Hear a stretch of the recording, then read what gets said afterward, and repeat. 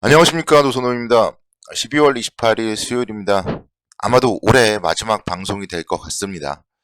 사실은 이번 주에 방송을 아예 쉬려고 했어요. 지난 일요일 날 방송을 해드렸고, 그리고 이제 어차피 연말에는 좀 조용하게 좀 넘어가는 그런 부분들이 많기 때문에 저도 좀 연말을 맞이하여서 좀 방송 쉬려고 했는데, 또 오늘은 또 저를 찾으시는 분이 반갑게도 계시더라고요. 그래서 아침에 출근길에 귀가 심심하다, 뭐 무슨 일 있는 거 아니냐, 뭐 이런 얘기들을 하셔가지고 말씀을 드렸습니다. 그래서 이제 쉬려고 하다가 오늘 올해 좀 마지막 방송 인사를 드리고, 좀 공교롭게도 오늘 주식시장이 좀 폭락을 해서 좀 투자자 여러분들이 또 힘든 하루가 아니었을까 그런 생각을 해봅니다.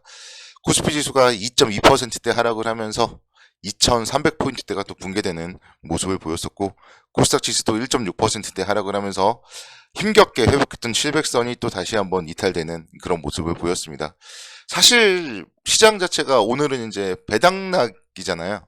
배당락 여파로 하락 출발을 하고 나서 대부분의 경우 양봉을 보였던 경우가 많은데, 오늘 같은 경우는 조금 시장이 워낙 또 분위기가 안 좋다 보니까 시간이 지날수록 좀 낙폭을 키워나가는 그런 모습을 보였습니다.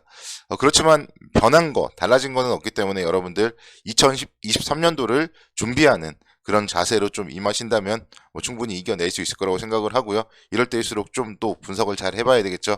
그래서 오늘 새벽 마감된 미국 시장부터 한번 보도록 하겠습니다.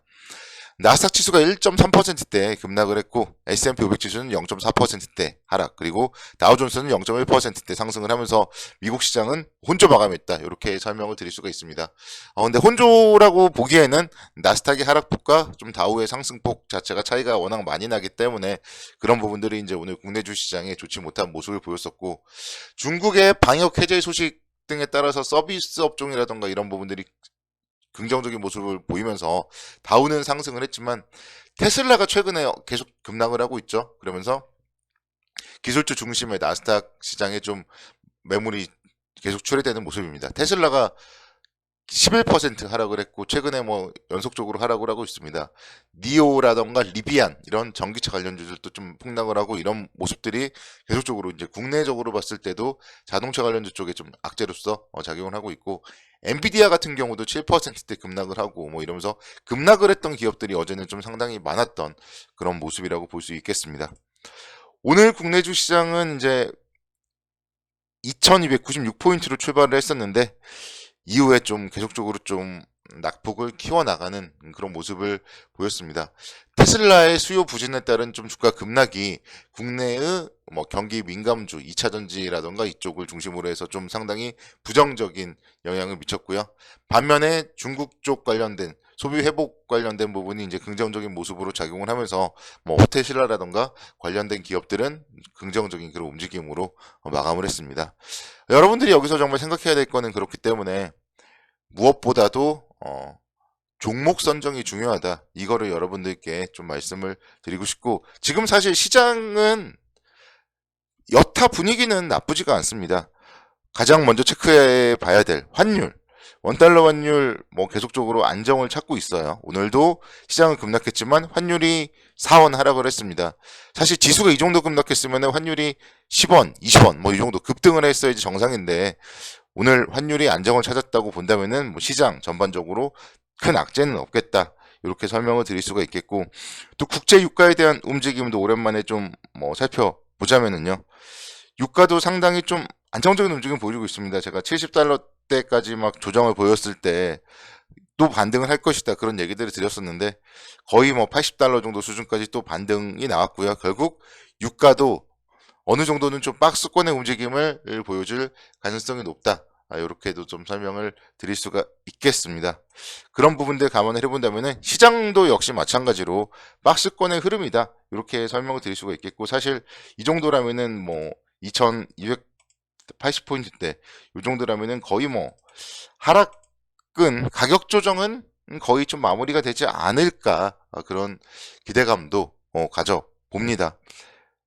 결국 개인 투자자들이 오늘은 또 1조 원 넘게 순매수를 보였어요. 그래서 그동안 개인 투자자들이 주식을 좀 상당히 매도를 며칠 동안은 했죠. 양도성, 회피성 매물 출회가 이제 지난 금요일 그리고 월요일, 화요일에 3일 정도 나왔었는데 그런 부분들은 이제 오늘 또다시 매수로서 유입되었고 뭐 전반적으로 시장 자체를 봤을 때 크게 좀 우려스러운 모습은 없다. 이렇게 설명을 드릴 수가 있겠습니다. 뭐 시총상위 종목들이 대부분 하락을 하면서 지수가 좀 상당히 좋지 못했고요. 삼성전자 그리고 뭐 기아 뭐 이런 기업들 상당히 좀 좋지 못했었고 고배당주들 금융주들 뭐 증권주들 모두 다 또 하락을 하는 좀 그런 움직임을 보였었는데 여기서 이제 우리는 뭐 내년도를 생각해서 어떤 업종들에 대해서 좀 잘 봐야 되는지를 오늘은 좀 정리를 해보도록 하겠습니다.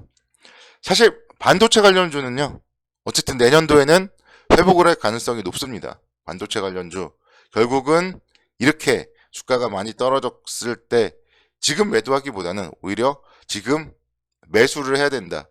그런 의견 변함이 없고요. 이렇게 반도체 기업들의 실적 우려가 지속되고 있고 뭐 SK 하이닉스의 4분기 영업 손실 뭐 1조 원 뭐 이런 얘기들이 나오고 있지만 사실은 영업 손실 이후에 또 턴어라운드 이런 부분들까지도 좀 생각을 해본다면 SK 하이닉스 같은 경우도 지금 사실 7만 6천 원까지 하락을 했거든요.